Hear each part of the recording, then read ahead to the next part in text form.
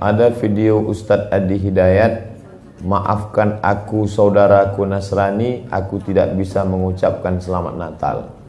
Karena orang yang mengucapkan selamat Natal, maka dia sudah mengakui tiga.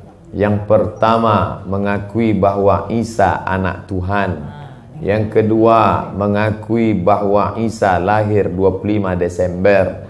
Yang ketiga, mengakui bahwa Isa mati di palang salib. Ketiga-tiga ini dibantah oleh Al-Quran. Bahwa Isa anak Tuhan dibantah. Laqad kafaral ladzina qalu innallaha salisu salasah. Kafirlah orang yang mengatakan Isa Trinitas dan anak Tuhan. Tentang Nabi Isa lahir tanggal 25 Desember dibantah. Ketika Maryam memegang Isa, tidak ada makanan karena terlahir di tepian kota. Allah memerintahkan menggoncang pangkal batang pohon korma. Tusakit alaiki rutaban jania, gugur buah korma yang mengkal. Buah korma mengkal ada pada musim panas bulan Juli Agustus. Ketika Isa lahir, kambing-kambing sedang digembalakan di padang rumput. Sedangkan bulan 12 rumput tidak tumbuh karena tertutup salju. Maka 25 Desember bukan hari kelahiran Isa, tapi hari raya merayakan Dewa Mitra, Dewa Matahari, yang diambil oleh Kaisar Konstantin dari Konstantinopel. Lalu kemudian tentang Isa mati di palang salib dibantah Al-Quran. Wa ma qataluhu, mereka tidak membunuhnya. Wa ma salabuhu, mereka tidak menyalibnya. Walakin syubbihalahum, ada orang lain yang diserupakan wajahnya dengan Isa. Dialah Yudas Iskariot, murid Isa yang menjual imannya dengan beberapa keping uang emas. Saya punya kawan Kristen Masehi, tapi dalam masalah hubungan baik, masalah ngasih makanan, masalah beri pakaian, oke. Tapi kalau sudah terkait dengan akidah, wala ana abidu ma'abadtum wala antum abiduna ma'abud lakum dinukum waliyadin.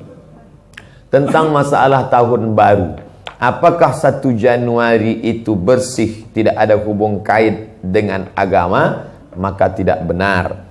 1 Januari 2018 Masehi, seolah-olah Masehi terkait dengan Al-Masih Isa alaihissalam.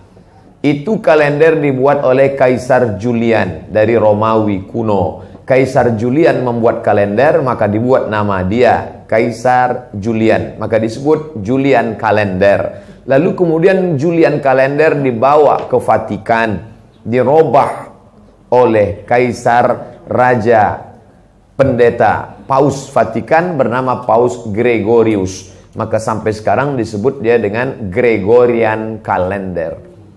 Lalu kemudian ketika terbentuk PBB, United Nation, Persatuan Bangsa-Bangsa, bingung mau pakai kalender apa? Di dunia banyak sekali kalender. Maka diseragamkanlah, dipakailah Gregorian kalender. Yang sebelumnya kita kerajaan Pasundan, kerajaan Demak, kerajaan Riau, Sendripura itu pakai kalender Hijriah. Termasuk Yogyakarta pakai kalender Saka, karena Sultan Agung Jawa mengkawinkan antara kalender Jawa dengan kalender Hijriah. Karena ingin mendamaikan antara Jawa dengan Islam. Maka setiap menyambut tahun baru Saka sekaligus menyambut tahun baru Hijriah.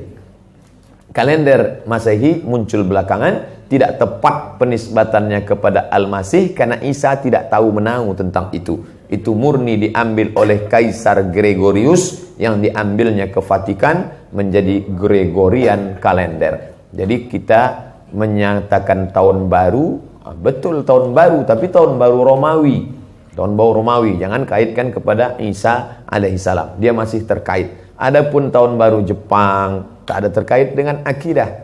Nah ini tahun kalender yang baru. Tidak meyakini bahwa dengan kalender yang baru ini nasib berubah menjadi baru. Siapa yang asap malam itu paling banyak mengepul ke atas, maka rezekinya yang paling murah. Lalu membakar ayam sampai 2000 ekor. Nah, oleh sebab itu saya anjurkan anak-anak muda, remaja-remaja masjid, tanggal 31 malam tanggal 1 setiap masjid semuanya buat kajian, iktikaf, zikir, muhasabah supaya jangan keluyuran ke sana kemari. Hanya 2 saja. Anak-anak muda pergi ke masjid mulai jam 10, jam 11, jam 12, jam 1, jam 2 atau habis isya tidur. Saya nggak bisa tidur Pak Ustadz. Biasa malam kalau nggak bisa tidur, habis isya makan Antimo 2. Nguap tidur langsung. Itu saja. Adapun nanti Ustadz malam tahun baru apakah buat muhasabah di masjid? Enggak. Saya berangkat 28, 29 umroh, maka tahun baru di Madinah. Tahun lalu juga begitu.